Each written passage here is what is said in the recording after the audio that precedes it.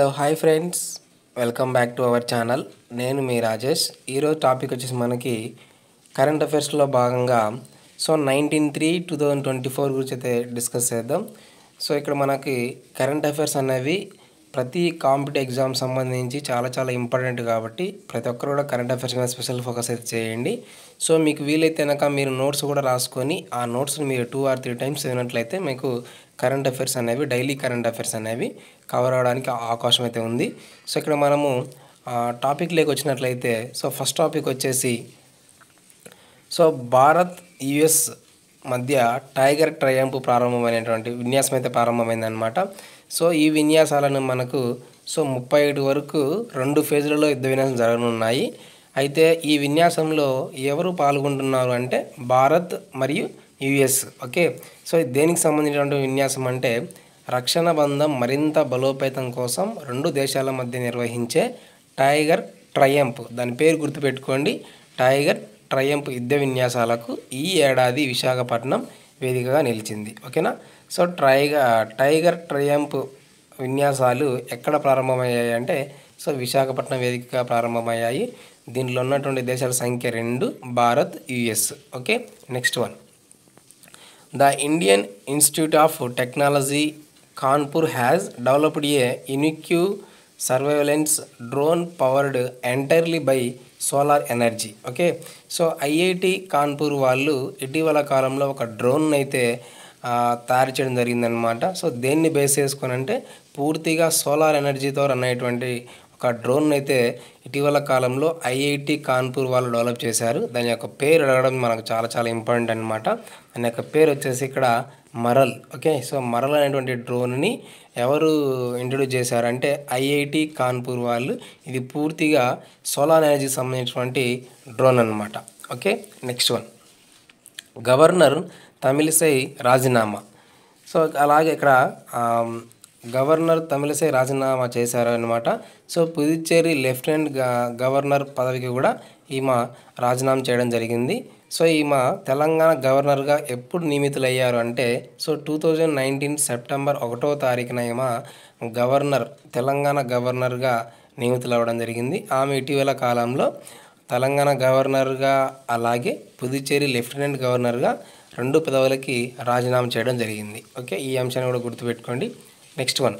Himachal Pradesh Congress rebel ఎమ్మెల్యేల అనర్హతపై stake supreme no చెప్పిందనమాట. ఓకేనా. హిమాచల్ ప్రదేశ్ కాంగ్రెస్ రెబల్ ఎమ్మెల్యేల అనర్హతపై స్టేకు సుప్రీం అనేది నో చెప్పింది. అసెంబ్లీ సమావేశాల్లో పాల్గొనేందుకు, ఓటు వేసేందుకు అనుమతించరాదని ఆదేశం. ఎమ్మెల్యేల పిటిషన్పై 4 వారాల్లో వివరణ ఇవ్వాలని స్పీకర్కు నోటీసులు అయితే ఇవ్వడం జరిగింది. ఓకేనా, నెక్స్ట్ వన్. వన్యప్రాణులతో సెల్ఫీలు దిగితే 7 ఏళ్ళు జైలు. వన్యప్రాణులతో సెల్ఫీలు దిగితే 7 ఏళ్ళు జైలు శిక్ష అని ఇక్కడ మనకు వార్తల్లో చెప్పడం జరుగుతుందన్నమాట. అనుమతి లేకుండా వన్యప్రాణులతో ఫోటోలు కానీ సెల్ఫీలు కానీ తీస్తుంటే 7 ఏళ్ళు జైలు శిక్ష తప్పదని హెచ్చరిస్తున్నారు ఒడిశా అటవీ శాఖ అధికారులు. ఓకే, ఒడిశా అటవీ శాఖ అధికారులు వన్యప్రాణులతో సెల్ఫీలు దిగితే 7 ఏళ్ళు జైలు శిక్ష ఉంటుందని ఇక్కడ చెప్తున్నారనమాట. ఓకేనా, నెక్స్ట్ వన్. ఎబోలా కట్టడికి కొత్త ఔషధాలు. మానవ శరీరంలో ఎబోలా వైరస్ పునరుత్పత్తి చెందే తీరును శాస్త్రవేత్తలు గుర్తించారు. ఈ వ్యాధి నివారణకు కొత్త ఔషధాల రూపకల్పనకు అది దోహదపడుతుందని వారు వివరించారు. ఇది మానవులలో ఉబిక్విటిన్ చాలా ఇంపార్టెంట్ అండి. ఇది ఉబిక్విటిన్ అనే ప్రోటీన్తో చర్య జరుపుతూ వృద్ధి పొందుతుందన్నమాట. దీని మీద కెనడాలోని మాంట్రియల్ విశ్వవిద్యాలయ శాస్త్రవేత్తలు పరిశోధన చేశారు. ఓకేనా.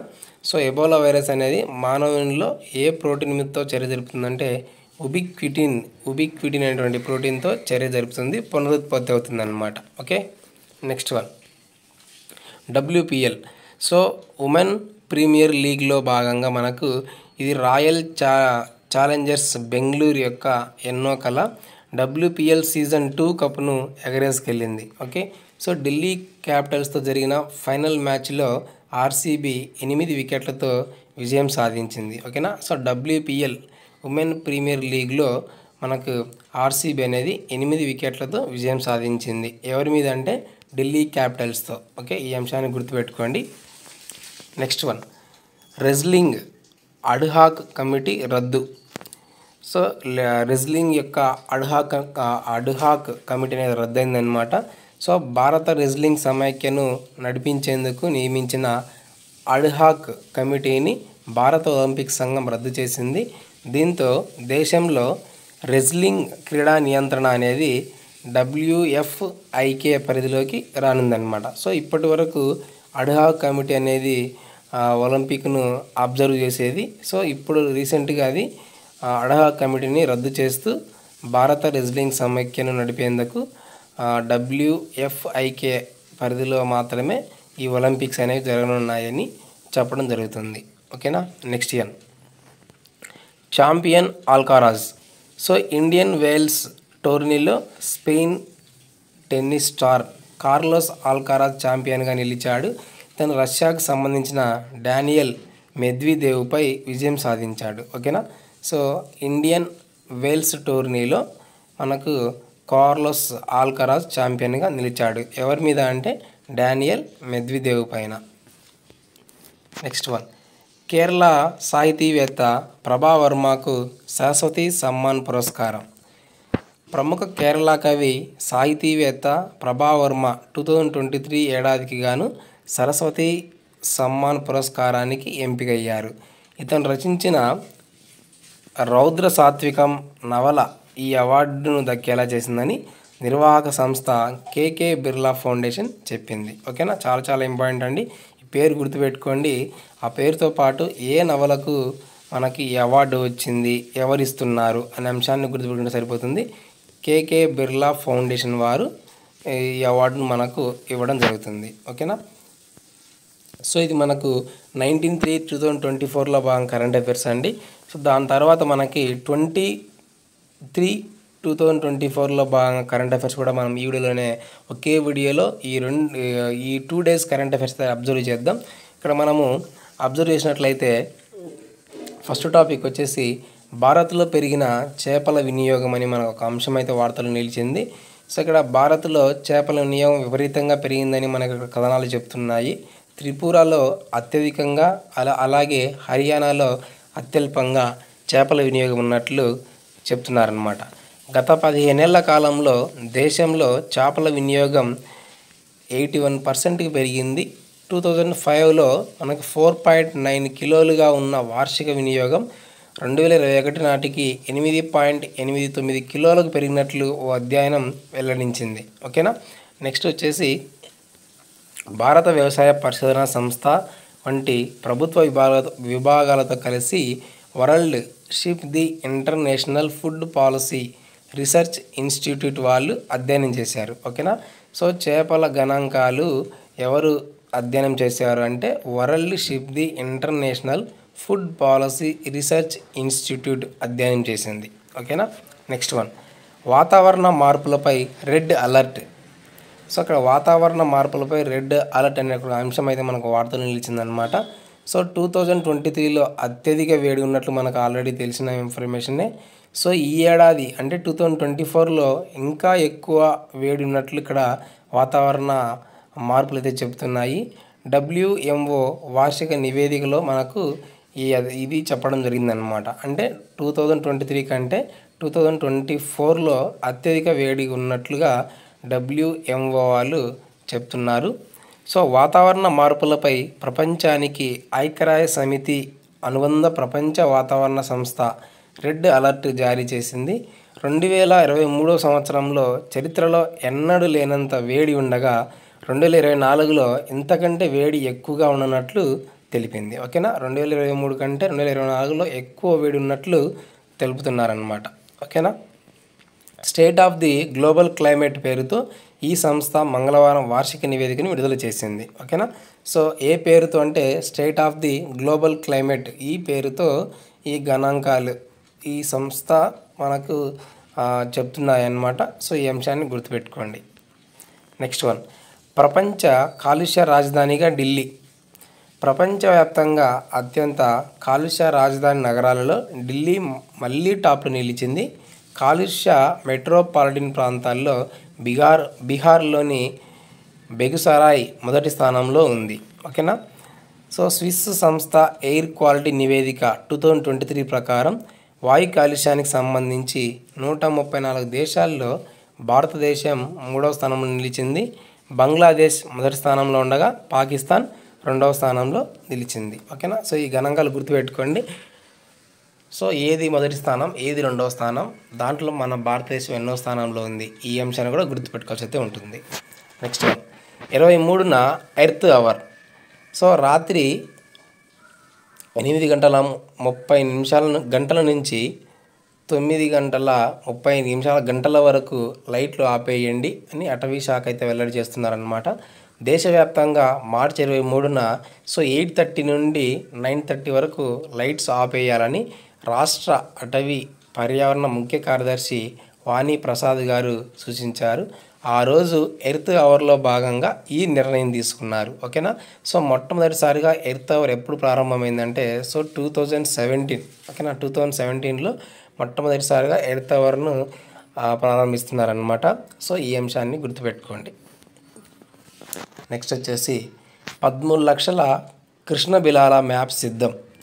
13 లక్షల కృష్ణ బిలాల మ్యాప్ సిద్ధమని శాస్త్రవేత్తలు చెబుతున్నారు.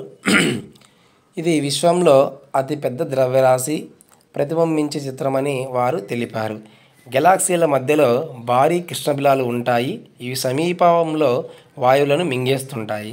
దీనిని ఐరోపా అంతరిక్ష సంస్థకు చెందిన గయా అంతరిక్ష టెలిస్కోప్ అందించిన డేటా సమయంలో అమెరికాలోని న్యూయార్క్ విశ్వవిద్యాలయ శాస్త్రవేత్తలు తాజా మ్యాప్ను రూపొందించారు. ఓకేనా.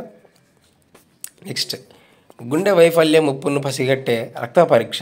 గుండె వైఫల్య ముప్పును పసిగట్టే రక్త పరీక్ష. 5 ఏళ్లలో గుండె వైఫల్యంతో మరణించే ముప్పు ఎక్కువగా ఉన్నవారిని గుర్తించే ఒక రక్త పరీక్షను బ్రిటన్ శాస్త్రవేత్తలు అభివృద్ధి చేశారు. ఆక్స్ఫర్డ్ విశ్వవిద్యాలయ ఆధ్వర్యంలో బ్రిటన్ శాస్త్రవేత్తలు ముందే గుండె వైఫల్యాన్ని ముప్పును పసిగట్టి దానికోసం ఒక రక్త పరీక్షను అయితే చేయడం జరుగుతుంది.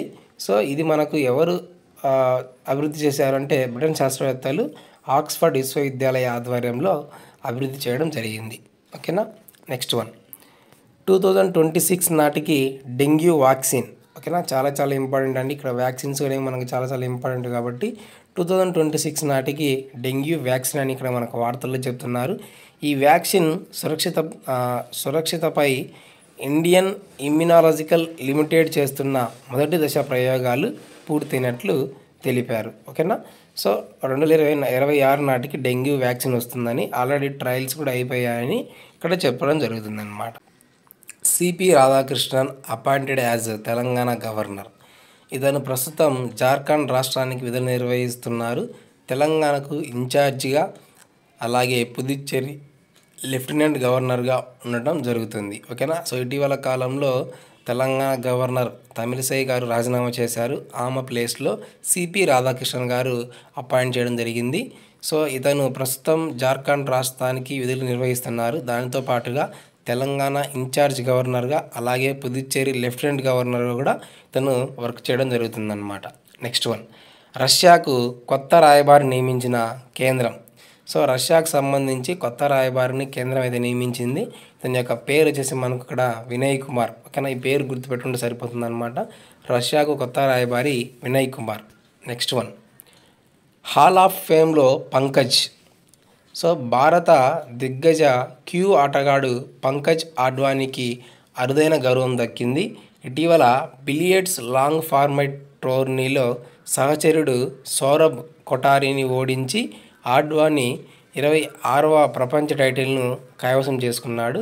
ఓకేనా. మనకు స్పోర్ట్స్ సంబంధించి కూడా మనకు ఎగ్జామ్ పాయింట్ ఆఫ్ వ్యూలో ఇంపార్టెంట్ కాబట్టి స్పోర్ట్స్ మీద కూడా స్పెషల్ ఫోకస్ చేయండి. ఓకేనా. సో ఇది మనకు 1920లో భాగంగా ప్రధానమైన కరెంట్ అఫైర్స్ అండి. సో ఇలాంటి అప్డేట్స్ కోసం ఛానల్ని సబ్స్క్రైబ్ చేయండి. అలాగే ఈ పీడిఎఫ్స్ కోసం మన వాట్సాప్ గ్రూప్ లింక్లో కూడా జాయిన్ అవ్వండి. Thank you for watching.